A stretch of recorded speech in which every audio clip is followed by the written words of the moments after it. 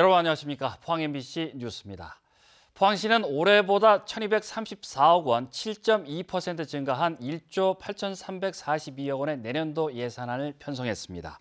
주요 사업으로는 중앙동과 송도동, 신흥동 등 도시재생 뉴딜 사업에 241억 원, 흥해 지진 피해 특별재생에 10억 원을 편성했습니다. 또 그린웨이 숲 조성에 50억 원, 형산강 수온 문제 해결과 구무천 생태 복원에 44억 원, 도시 침수 예방 사업에 78억 원을 책정했습니다. 이 밖에 사립유치원 급식 지원 28억 원, 중고등학생 교복 지원 27억 원, 시내버스 노선 전면 개편에 143억 원을 투입하기로 하고 예산안을 의회에 제출했습니다.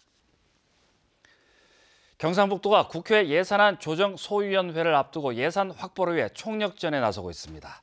국회가 정상화되면 곧 열릴 것으로 예상된 국회 예결 심사에 앞서 기재부 차관 출신인 김천 송원석 의원과 도청 예산 실무 담당자들이 수시로 만나 예산 추가 확보를 위해 노력하고 있습니다. 한편 경상북도의 주요 예산 증액 요청 사업은 포항 영덕간 고속도로 건설, 영천 신경주간 복선 전철화, 원자력 해체 기술연구센터 설립, 국가 세포막 단백질 연구소 설립 등 15건입니다. 포스텍이 지진 발생과 동시에 학교 안에서 감지되는 진도를 파악한 뒤에 5초 안에 지진 경보와 대피 문자를 자동으로 발송하는 지진 관측 시스템을 국내 최초로 구축했습니다. 학생들과 공동으로 개발한 이 시스템은 낮은 비용으로도 자신 있는 곳의 지진동을 정확히 파악할 수 있고 전원 공급이 차단되더라도 10시간까지 지진을 관측할 수 있어 수능이나 국가고시 시험장에도 활용할 수 있을 전망입니다. 포스텍은 진앙지의 지진 규모를 알려주는 국가 재난 문자 못지않게 자신이 서 있는 곳의 지진동 크기를 정확히 파악한 뒤에 어떻게 대피해야 하는지를 안내해주는 일이 중요하다는 지적에 따라 이 시스템을 개발했으며 내년부터 전면 시행할 계획이라고 설명했습니다. 경주시 월성원전 방패장 민간 환경감시기구는 최근 논란이 된 경주 방패장 해수 유입 문제 등으로 방패장의 안전성이 우려된다며 대책 마련을 촉구했습니다. 민간 환경감시기구는 방패장 해수 유입 문제에 대해 제기되는 여러 의혹에도 불구하고 방패장 측이 여전히 확실한 근거 자료를 밝히지 않고 있다며 최근 제기된 대전 한국원자력연구원의 방패물 데이터 오류와 관련해서는 원인 규명과 재발 방지 대책이 수립돼야 한다고 밝혔습니다. 울진군은 오는 2020년 1월까지 218억 원을 들여 울진읍 신림리 1원 18만여 제곱미터의 터에 추모원을 건립하기로 했습니다. 추모원에는 화장로 4기를 갖춘 화장장과 6천여 위를 봉안할 수 있는 봉안당, 15,000여 기를 묻을 수 있는 자연장지가 들어설 예정입니다. 울진 군립추모원이 들어서면 화장장이 없어 100km 이상 떨어진 포항이나 강원도 동해까지 가야 했던 주민들의 불편과 경제적 부담이 해소될 것으로 기대됩니다.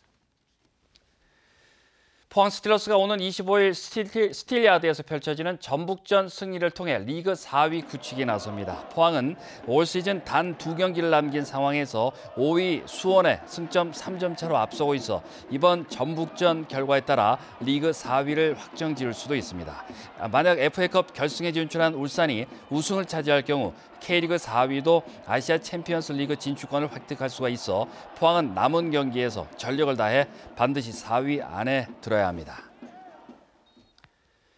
한국가스안전공사 경북 동부지사는 지난해 가스시설 점검에서 최하위 D등급을 받은 영덕군 영덕읍 전통시장에 대해서 가스시설 개선 사업에 나섰습니다. 가스안전공사는 이달 초부터 시장 상가에 낡거나 부적합한 가스호스를 금속 배관으로 교체하고 있고 특히 시장 상인회 안전생활실천시민연합과 함께 국민점검단을 구성해 현장에서 안전점검 활동을 펼치고 있습니다.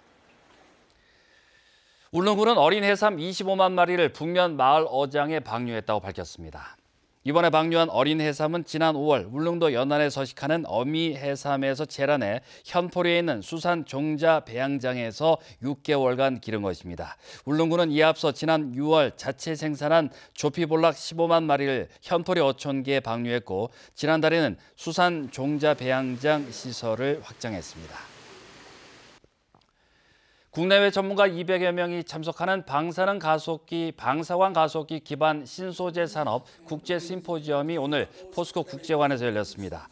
기조 연설자로 나선 아이치 가속기의 요시카즈 다케다 소장은 가속기의 산업재 활용을 주제로 강의를 했고, 유럽연합 가속기의 에드워드 미첼 박사는 가속기를 활용한 고부가가치 핵심 소재 개발을 위한 발전 방향을 제시했습니다.